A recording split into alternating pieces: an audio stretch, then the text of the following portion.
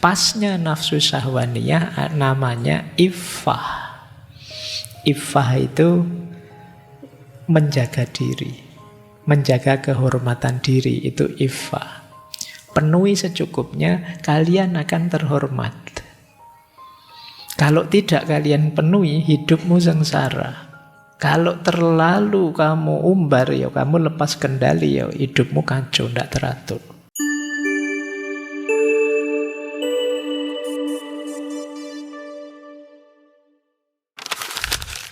Assalamualaikum warahmatullahi wabarakatuh. Bismillahirrahmanirrahim. Alhamdulillahi rabbil alamin. Wa bihi nasta'inu ala umurid dunya waddin. Allahumma sholli wa sallim wa barik ala habibina wa syafi'ina sayyidina wa maulana Muhammadin wa ala alihi wa ashabihi wa man tabi'ahum bi ihsanin ila yaumiddin. Amma ba'du. Bismillah. Mari kita lanjutkan lagi belajar kita, ngaji kita. Nah, malam hari ini kita belajar tentang kondisi diri kita yang terbelenggu oleh hawa nafsu. Kita akan belajar dari beliau Syekh Ibnul Jauzi. Baik, bismillah ya, kita mulai. Gimana caranya menaklukkan hawa nafsu?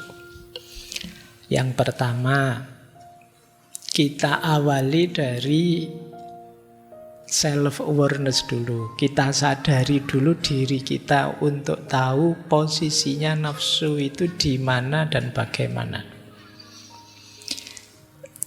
Ya sebagaimana para ulama, para sufi, Ibnul Jauzi juga meyakini bahwa manusia itu hakikatnya ya ruhaninya. Jadi sederhana kita sering bilang manusia itu jasmani rohani. Nah, yang inti dari manusia itu ruhaninya. Jadi kita itu hakikatnya makhluk ruhani yang diberi casing jasad seperti ini. Berarti esensi kita itu ada di balik yang fisik ini. Dan bentuknya apa? Esensi di balik fisik yang rohani tadi namanya kita menyebut jiwa atau nafas.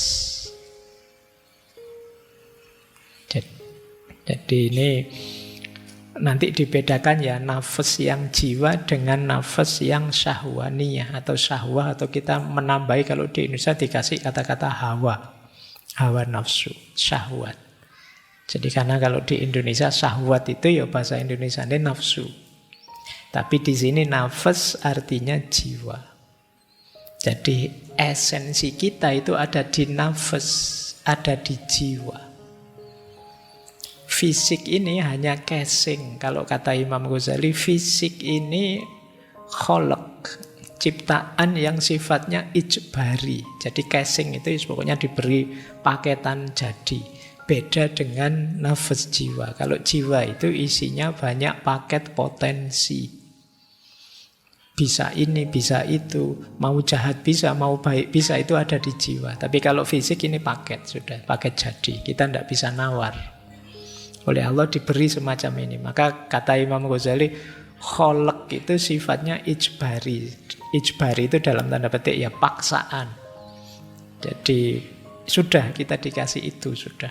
Kulit kita seperti ini, profil wajah kita begini, rambut kita begini, itu ijbari. Karena dia kita tidak bisa nawar, maka jeleknya atau buruknya kholaq, buruknya jasad, itu bukan aib. Jadi body shaming itu kenapa negatif? Karena dia mencela sesuatu yang orang tidak bisa nawar. Saya jelek itu kan ya paketan. Loh, kamu mencela saya, mencela yang bikin saya, jangan-jangan. Jadi itu bukan aib, maka kalian jangan malu. Kalau fisikmu merasa kok ndak secakep bintang-bintang film, ya ndak secakep yang di drakor-drakor, ya ndak apa-apa. Wong itu paket ijbari. Malulah, anggaplah itu aib kalau aspek nafasmu, jiwamu yang negatif, karena itu pilihanmu. Jadi jangan alasan, Pak, saya jahat itu jangan-jangan memang sudah paketan dari Allah. Tidak begitu. Allah memberi kita paket lengkap. Kamu baik bisa, jahat bisa. Kamu jujur bisa, bohong bisa. Kamu milih bohong, ya rasakan efeknya. Kamu dicela orang, kamu dibenci masyarakat, dan lain sebagainya. Jadi mari kita pahami dua. Maka ikhtiar kita yang paling banyak, ayo membereskan sisi dalam diri kita, jiwa kita. Meskipun jangan-jangan kita lebih sibuk dengan sisi luar, casingnya. Ya enggak apa-apa, casing kita rawat baik-baik, karena casing ini yang mewadahi jiwa kita. Ya kalau casingnya remuk, casingnya sakit-sakitan, ya jiwanya enggak bisa, potensi-potensi tadi tidak bisa diaktualkan. Kalian sakit parah, ya tidak bisa kalau mau, Pak, saya mau melakukan kebaikan ini, kebaikan itu, ya tidak kuat kamu, karena dia casingnya. Baik, menurut Syekh Ibnu Jauzi, jiwa kita itu unsurnya 3. Yang pertama akli, yang kedua ghadabi, yang ketiga syahwani. Jadi akal, daya rasional, kemudian ghadabi itu amarah.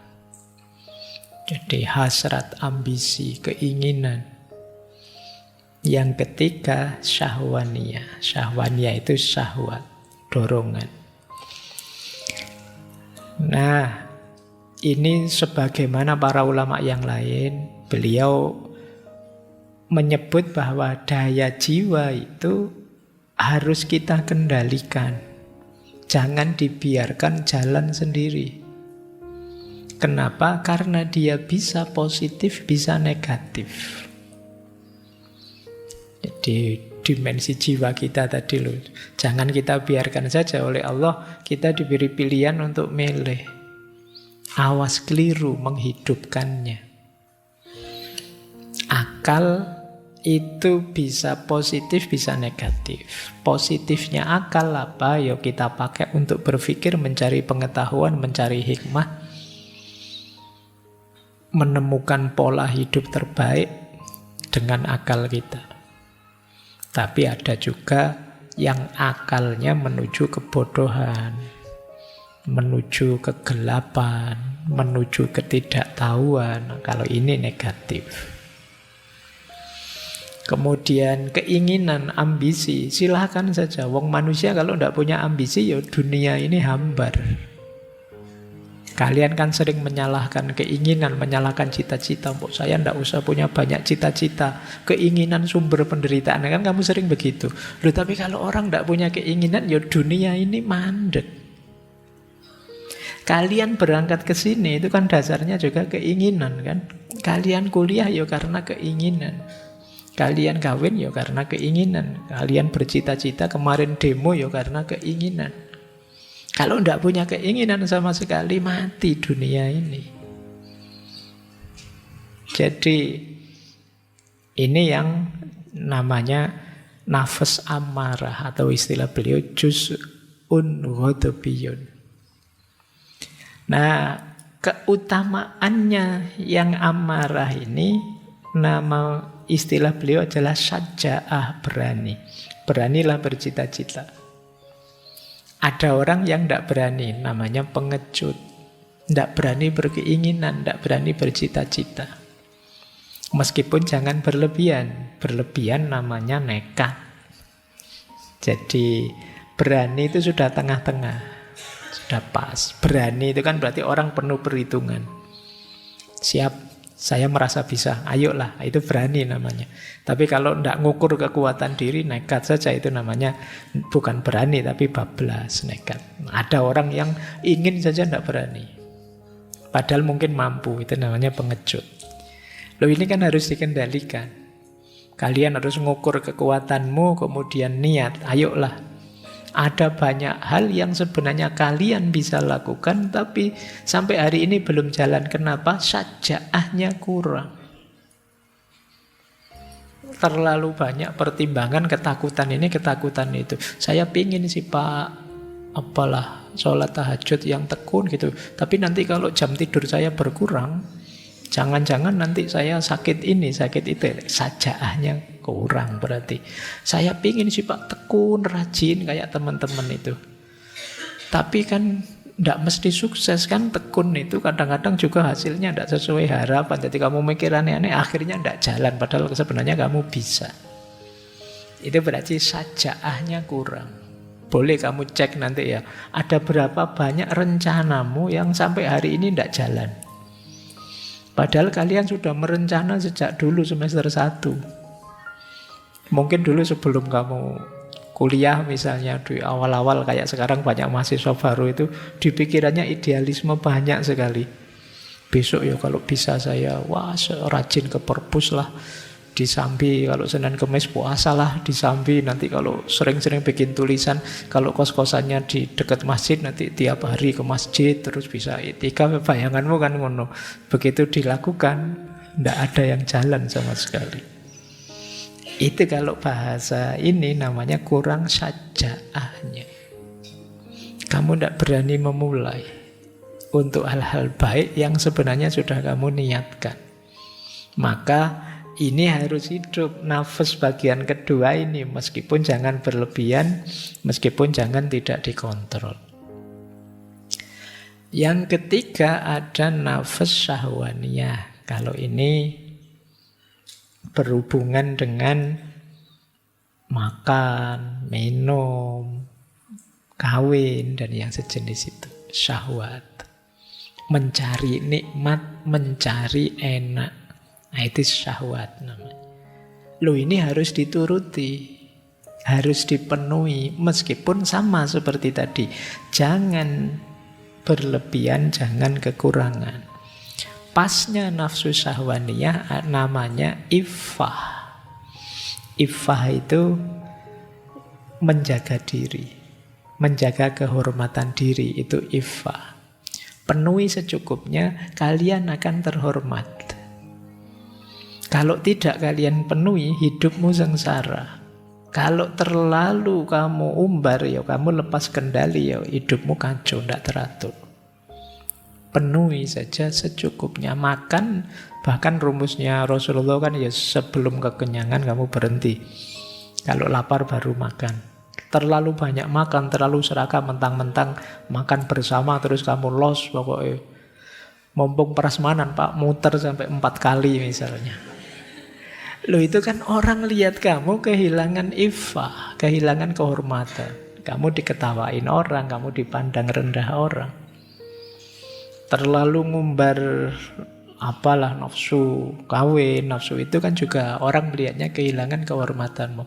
Alah, tiap hari kok mikir seks, terus guyonane itu, terus kan orang terus melihatmu jadi negatif. Itu yang disebut iffah. Penuhi saja secukupnya, jadi bekal kekuatanmu untuk menempuh hidup yang lebih baik. Jangan tidak dipenuhi, akan mengganggu. Ini sebenarnya agak dekat dengan teorinya Karl Marx sampai level tertentu ya. Karena manusia itu ya di aspek materi, ekonomi itu dipenuhi kebutuhan dasarnya. Kalau ini belum terpenuhi, kamu tidak tenang untuk melakukan yang lebih tinggi dari itu. Kalau perutmu lapar, diajak belajar, diajak diskusi, ya puyeng, yang terbayang angkringan sama kafe. Tapi kalau sudah kenyang, sudah nyaman, kamu bisa belajar lebih anteng. Itulah syahwaniyah. Jadi ini 3 komponen jiwa kita. Komponen tadi, 3 tadi punya 3 daya. Kalau ini kekuatannya. Kalau yang awal tadi, yang akal tadi, namanya daya, namanya fuad. Fuad itu ya orang sering menyebut hati nurani paling dalam, tapi sebenarnya ini hubungannya dengan kepala. Daya rasional. Jadi daya jiwa yang mampu menerima informasi kemudian mengolahnya dengan akal. Daya berpikir. Kemudian soder. Soder itu dada. Ini simbolnya dada, maksudnya hati berhubungan dengan rasa. Kemudian hawa. Hawa itu daya yang tadi ya, yang ketiga syahwaniyah tadi, berhubungan dengan perut dan kemaluan. Jadi ini simbol dari kesenangan. Makan, minum, hasrat seksual. Jadi akal punya fuad, kemudian yang amarah tadi ada soder, dan yang syahwaniyah ada hawa. Kepala, dada, perut ke bawah. Ini dulu pernah kita bahas detail ya ketika Imam Ghazali di Kimya'us Sa'adah. Yang bawah dipenuhi terus naik. Ini berhubungan dengan emosi. Emosi hidup yang nyaman. Kemudian paling tinggi natikohnya, akalnya. Jadi emosinya beres, syahwatnya terpenuhi, pikirannya jernih, itulah nanti hidup yang bahagia. Inilah diri kita, daya jiwa kita. Sayangnya dari tiga bagian ini yang paling merepotkan kita biasanya yang bawah, hawa nafsu. Gimana sih cara mengendalikannya? Nah, malam hari ini kita membahas itu. Yuk kita lanjutkan ya, bahas intinya. Apa sih hawa nafsu itu? Hawa itu apa sih? Beliau mendefinisikan nafsu itu begini loh. Ini dari Dhammul Hawa tadi ya. Ketahuilah bahwa nafsu merupakan kecondongan watak kepada sesuatu yang disenangi. Kecondongan ini diciptakan manusia demi kepentingan hidupnya. Jadi ini kecondongan jiwa kita. Kenapa kok kita condong ke sini atau condong ke situ? Biasanya untuk kepentingan hidup kita. Kenapa kita senang makan? Kenapa kita senang minum? Kenapa kita senang seks misalnya? Itu ada dorongan dari jiwa kita untuk menuju ke sana. Demi apa? Kelestarian hidup kita. Jadi, Pak kok Allah ngasih itu ya Pak? Ya kalau kita tidak dikasih itu, kita nanti kalau dikasih isinya yang utama-utama terus tidak ada tentang makan, tidak ada tentang minum, tidak ada tentang seks, hidup kita selesai. Ini penting untuk mempertahankan hidup dan menemukan kebahagiaan hidup. Jadi jika manusia tidak punya kecondongan untuk makan, dia tidak akan makan. Kalau tidak makan ya habis. Kita akan innalillahi. Jadi ya meskipun tidak harus kemudian, saya pernah kajian tentang agama dan sains, itu kan ada satu buku yang hubungannya tentang Islam dan sains. Saya lupa itu buku dari mana itu. Buku ini cerita bahwa di negara tertentu ada buku sains yang isinya itu unik. Karena semuanya dibuat tergantung. Jadi misalnya begini, makhluk hidup itu kalau tidak makan seminggu dia akan mati. Terus ditambahi kata-kata insya Allah. Itu menarik ya. Iya, semuanya ya tergantung Allah. Tapi kan harus kita pedomani bahwa kita perlu makan. Pak Ashabul Kahfi itu Pak 300 tahun Pak di gua masih hidup seger. Iyalah, itu kan mukjizat, kejadian luar biasa. Tidak bisa dijadikan pedoman untuk hidup kita yang biasa. Jadi ya tidak harus kemudian semuanya diberi insya Allah. Jadi ya meskipun semuanya kuasanya Allah, tapi kan ada sunnatullah yang harus kita pedomani dalam hidup. Makan, minum, termasuk menikah. Jadi itulah hakikatnya nafsu. Jadi jiwa kita condong ke situ untuk mempertahankan hidup kita. Termasuk tadi ada amarah. Amarah itu berguna untuk menolak hal-hal yang mungkin menyakiti kita. Maka kata beliau, tidak seharusnya kita mencela nafsu secara mutlak. Jadi yang dicela apa? Nafsu yang berlebihan, melampaui batas. Jadi melampaui batas kemaslahatan dan menolak kemudorotan. Jadi sekedar maslahat dan menolak mudorot ini saja yang kita cari, jangan berlebihan. Makan itu yo untuk bekal kita mencapai ideal yang lebih tinggi. Minum juga begitu, menikah juga begitu. Jangan finalnya hidup saya yo makan Pak misalnya ya. Eman-eman kita. Tujuan hidup kan tidak itu. Nah, yang dicela yang berlebih-lebihan seperti tadi. Baik, nah meskipun banyak orang dibelenggu oleh hawa nafsunya, berarti hidupnya diliputi oleh nafsu saja, yang dipikir perut ke bawah saja. Jadi yang dipikir nyari enak saja. Kita lihat nanti ya, apa sih jeleknya ini. Kemudian gimana cara membebaskannya. Oke, baik. Kita lanjutkan sekarang tipsnya dari beliau.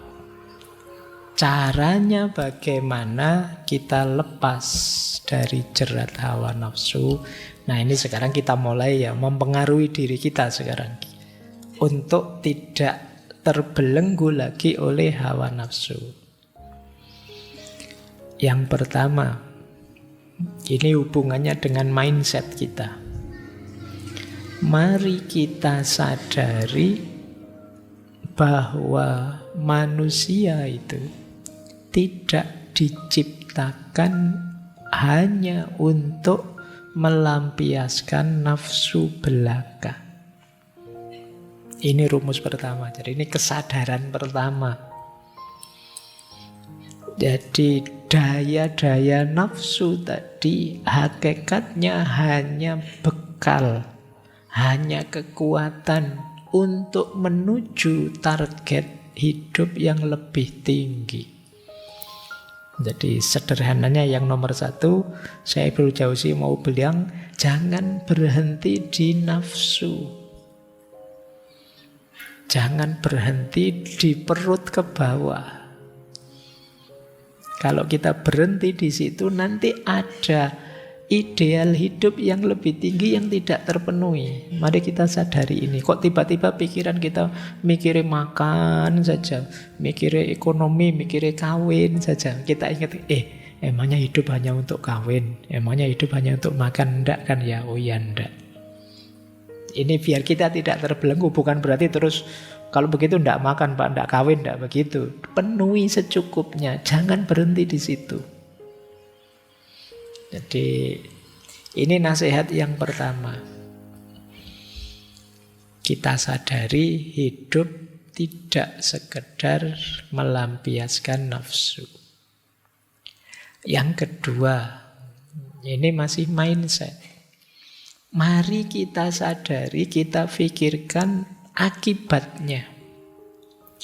Kok kita merasa terbelenggu oleh nafsu? Entah nafsu apa saja. Emosi, dendam tadi loh, yang 17 tadi. Untuk biar tidak terbelenggu bebas, ayo kita pikirkan sekarang efeknya. Kalau saya sering bohong, efeknya apa ya? Mungkin tidak dipercaya orang. Kalau saya tidak dipercaya orang, sulit nanti saya dapat kerjaan. Kalau tidak dapat kerjaan, lebih mengenaskan hidupku. Ini namanya mikir efek. Kalau saya dendam terus sama orang, nanti saya tidak konsentrasi ini, tidak konsentrasi itu, mikir orang itu saja, padahal dia tidak mikir saya. Kemudian waktuku habis tersita untuk menjatuhkan dia. Sementara teman-temanku yang lain berkembang, maju, sukses, berhasil. Aku stuck di situ. Kalau begitu jangan dendam lah. Ini namanya mikir efek atau akibat ketika kita terbelenggu oleh nafsu. Jadi jangan tertipu oleh nikmatnya sekarang, tapi efeknya besok. Kalau kita terjebak di 17 tadi, apakah birahi, ketamaan, kekuasaan, dan lain sebagainya. Mikir besok, jangan hanya mikir sekarang. Nah, itu bisa mengendalikan kita dari penjara hawa nafsu. Nah, kemudian kalau tadi memikirkan ya, kalau ini membayangkan. Mirip sebenarnya, cuma membayangkan dampaknya. Kalau dampak itu jauh mungkin lebih luas. Mungkin sampai nanti, kalau nanti ditiru anak cucuku gimana, kalau nanti keluargaku tahu gimana. Kalau ini lebih luas, namanya dampak. Kalau teman-temanku semua tahu gimana. Wong kita ini semua saling terkait. Misalnya saya melakukan korupsi, terus anakku sekolah ditanya teman-temannya, bapakmu korupsi ya, itu betapa malunya dia. Nanti kemudian teman kuliahku dulu menyapa, ini temanku dulu loh, tapi kok sekarang koruptor ya, temennya juga ikut malu. Jadi ini namanya mikir luas, mikir dampak. Jadi tidak sekedar kenikmatan, kesenangan hari ini. Ini salah satu cara untuk kita membebaskan diri dari jerat hawa nafsu. Kemudian membayangkan komentarnya orang. Itu kan apalagi hari ini, wow, kamu bisa dikeroyok netizen se-Indonesia. Kalau ketahuan kamu negatif, kamu jelek. Iya ya, nanti kalau semua orang ngomong jelek, apa saya kuat ya? Kalau terbongkar ternyata saya curang, saya bohong, kuat enggak ya saya dikomentari orang kemana-mana, dilirik orang, disinisi orang. Nah, ini membuat kita enggak bisa terkendali dari jeratan hawa nafsu. Jadi membayangkan penilaian komentarnya orang. Kemudian yang nomor 5, menyadari bahwa nafsu itu sebenarnya kurang bernilai. Nah, kalau ini perlu ilmu, kalau yang ini. Nah, makanya penting terus kita belajar. Karena kadang-kadang dorongan jiwa yang negatif tadi, yang 17 tadi itu tidak kita sadari. Tapi begitu kita sadar, oh iya ya, ternyata kayak gini, ini namanya pamer, namanya riya. Tidak penting sih sebenarnya, ngapain aku capek-capek ini. Nah, wong yo teman-teman yang sudah suka padaku tidak terlalu butuh pamerku. Yang tidak suka padaku, saya pameri apapun dia tetap tidak suka. Jadi ngapain sih aku capek-capek kayak gini. Nah, ini namanya mikir. Jadi sadar bahwa ini kurang bernilai. Semua hal yang negatif ini mesti kurang bernilai. Nah, ini coba ya kita balik mindset kita.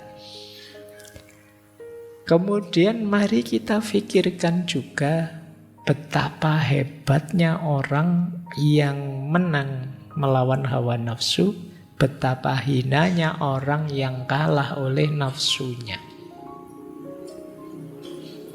Jadi kita kan bangga misalnya sapa wis yang menang melawan hawa. Nabi Yusuf. Nabi Yusuf itu sudah diundang ke kamar, yujane yo pingin. Walakot hammat bihi wa hamma biha. Sama-sama punya punya keinginan. Laula an ro'a burhana robbi. Tapi dia sadar, tidak boleh ini. Masih ingat peringatannya Tuhan, jadi sukses, tidak tergoda. Meskipun ketika mau balik lari keluar, terus ditarik bajunya sehingga robek di belakang. Saya tidak bayangkan kalau kasusnya kalian mengalami momen begitu. Itu bisa kejadian beneran, malah mbok video mungkin ya. Yo, Nabi Yusuf selamat. Dan kita kagum melihat yang seperti itu. Orang yang mampu menaklukkan hawa nafsunya itu mengagumkan. Mungkin teman-teman sering lihat ya, ada kasus apa gitu, terus orang yang jadi korbannya dengan jiwa besar. Baiklah, tidak apa-apa, saya tahu memang tidak ada manusia yang sempurna, saya maafkan dia. Ini kan orang yang dia bisa balas, bisa menghukum, tapi dia memaafkan. Kita melihatnya mulia sekali orang itu, mau memaafkan. Mari kita ingat-ingat ini. Ternyata menaklukkan hawa nafsu itu mengagumkan. Orang melihatnya mulia. Nah, jadi ketika kita mau masuk ke ranah nafsu tadi, kita tersadarkan oleh ini. Ini tantangan. Saya bisa menaklukkannya atau tidak. Kalau saya bisa menaklukkannya, aku akan mulia. Kalau kalah, ya aku akan terhina. Nah, ini cara menyiasati mindset kita. Karena apapun yang kita lakukan itu kan dorongan dari nalar atau mindset kita. Baik, jadi jangan kalah oleh perspektif yang negatif. Mari selalu mikir yang mulia, yang positif. Karena kadang-kadang itu ya pikiran kita sendiri yang mengarahkan ke nafsu. Makanya di sini mindset kita oleh Syekh Ibnu Jauzi ingin dibalik, bahwa mari kita sadari hal-hal yang baik, yang positif ini. Yang terakhir, tips untuk menaklukkan hawa nafsu ya tentu saja orang yang bisa menaklukkan hawa nafsunya itu terpuji di dunia dan sukses mendapat pahala di akhirat. Kalau ini kita sering lupa kadang-kadang gayanya orang sekarang, saya tidak butuh pahala Pak gitu. Pahala saya sudah banyak Pak, sudah ada yang sombongnya sampai ke situ. Tapi jadi melepaskan diri dari jerat hawa nafsu, kalau kita perhatikan ini sebenarnya kepentingannya adalah kepentingan kita. Jadi tidak ada wah agama itu Allah itu bikin susah saja, yang enak-enak kok dilarang kan kalian sering begitu. Loh, tapi kalau hawa nafsu tadi tidak kalian kendalikan semacam ini, justru kalian nanti yang jatuh.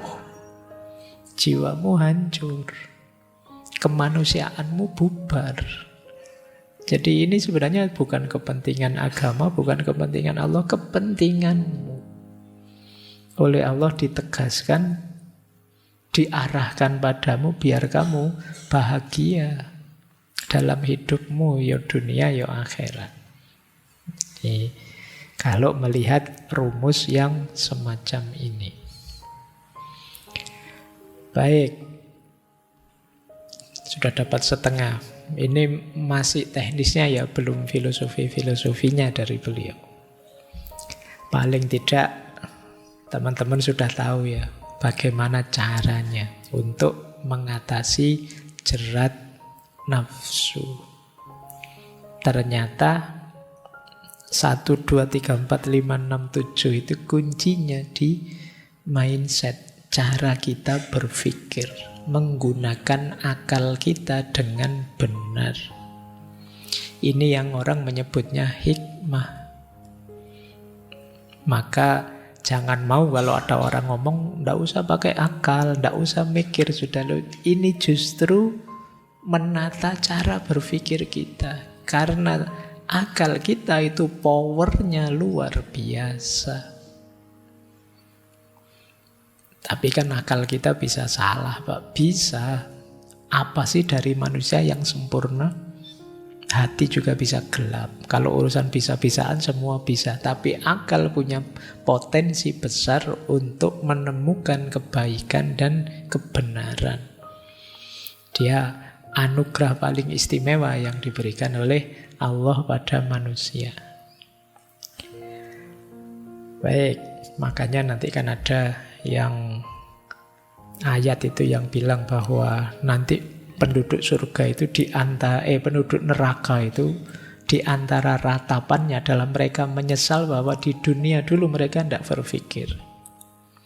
Wa qalu law kunna nasma'u au naqilu ma kunna fi ashabis sa'ir. Jadi penduduk neraka besok menyesal sekali, seandainya kami dulu mau mendengarkan dan mau berpikir, pasti kami tidak masuk neraka. Cuma karena akalnya jarang dipakai, akhirnya ya salah ambil keputusan dan masuk neraka. Beliau juga ngasih tips, kalau berat hati kita, ada beberapa cara untuk meringankan hati, biar tidak terlalu berat, tidak terlalu terbebani, tidak terlalu depresi. Ini kayak tombok hati ya, tapi lebih banyak, tidak hanya 5. Yang pertama, membaca Al-Quran. Maca Al-Quran sak maknane. Jadi sambil dipahami maknanya, artinya, biar pikiran kita tidak terlalu mikir ke dia. Yang kedua, zikir. Banyak-banyak mengingat Allah sambil duduk, sambil berbaring, sambil berdiri. Banyak-banyak zikir, pokoknya Allah saja yang kita bunyikan dalam diri kita. Setiap kali kegelisahan itu muncul, Allah kita hadirkan. Itu namanya zikir. Selanjutnya, menjenguk orang sakit. Melihat saudara-saudara kita yang kesulitan dengan penyakitnya, mungkin lebih meringankan kita. Alhamdulillah saya masih dianugerahi kesehatan, meskipun seberat ini bebanku. Menjenguk orang sakit, kita bisa berbagi rasa, juga meringankan beban kita. Kemudian mengiring jenazah juga begitu ya, seperti orang sakit tadi kita sadar, ngapain aku sesedih ini, sesetres ini, berapa panjang umurku, semua orang pada akhirnya akan meninggal. Aku kok sibuk menghabiskan waktu hanya untuk sedih dan depresi. Saatnya sekarang siap-siap untuk yang pasti, yaitu kematian. Kemudian ya lanjutnya tadi berpikir tentang kematian, menyadari kematian. Kemudian sholat. Sholat yang sungguh-sungguh ya, sholat yang khusyuk, yang dengan hati, bukan sholat yang formalitas. Itu menenangkan. Cuma sholat ini bagi kita yang anggap sholat itu hanya beban, ya mungkin begitu sholat mau alah sudah adzan, mesti gitu ya. Sholatnya sulit jadi penenang hati. Sholat yang sungguh-sungguh, yang lahir dan batin kita ikut sholat. Kepasrahan kita yang sejati itu kan manifestasinya antara lain dalam sholat. Terus menyedikitkan makan. Jadi yuk intinya banyak puasa.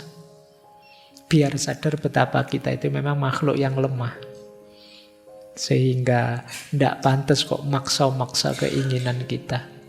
Tanpa pertolongannya Allah, siapa kita? Dan yang terakhir, jangan banyak-banyak ketemu orang, karena kadang-kadang orang lain itu jadi sumber, mungkin dia komentar yang jelek, mungkin dia mempengaruhi kita dengan hal yang negatif dan lain sebagainya. Kadang malah nambah beban. Maka kita persedikit pertemuan dengan manusia, kita perbanyak kedekatan dengan Allah. Ini akan jadi peringan hati kita. Baik, itu tipsnya. Semoga setelah ini bagi yang sedang patah hati karena apapun, paling tidak ada jalannya.